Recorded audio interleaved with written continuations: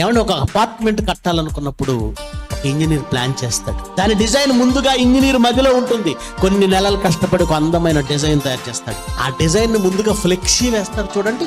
Flexi వేసి ఆ కట్టబడుతున్న construction దగ్గర ముందుగానే ఫ్లెక్సీ పెడతారు. ఇప్పుడు ఏమైనా కన్స్ట్రక్షన్స్ ఉంటే మీరు చూసి వెళ్ళండి. అవి రేపు బిల్డింగ్ అయిన తర్వాత ఈ ఫ్లెక్సీ మీద ఎలాంటి డిజైన్ ఇచ్చాడో, ఎన్ని అపార్ట్మెంట్లు ఇచ్చాడో సేమ్ ఇందులో ఉన్నట్టుగానే బిల్డింగ్ కట్టబడుతుంది. ఎంతమందికి అనుభవం ఉందండి? ఇది నిజమేనండి, మేము చూసామండి అన్నవాళ్ళు చేయొద్దండి.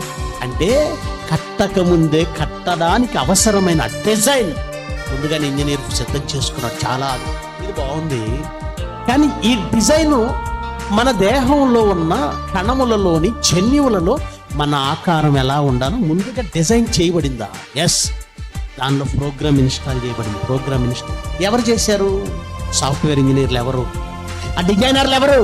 గ్రాండ్ డిజైన్ ఎవరు? అమ్మ చెప్పిందా? అమ్మ చేసిందా?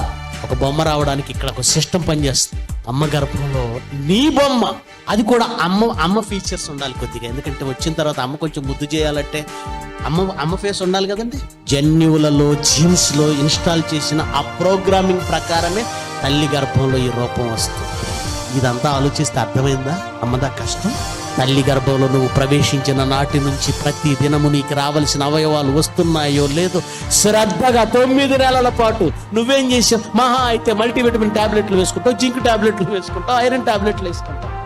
దేవుడే గొప్పవాడని, దేవుడి కష్టమే గొప్పదని ఈ లోకం ఒప్పుకునేలా చేయాలి క్రైస్తవులుగా మనం. సమాజానికి ఒక్కటే తెలుసు, దేవుడు అంటే ఆపద మొక్కుల వాడని అడిగి అడిగి అడిగి దేవుడిని అడిగి అవసరాలు తీర్చేసుకుంటుంది. ఆయన కష్టాన్ని ఒక్కరైనా గుర్తిస్తున్నారా?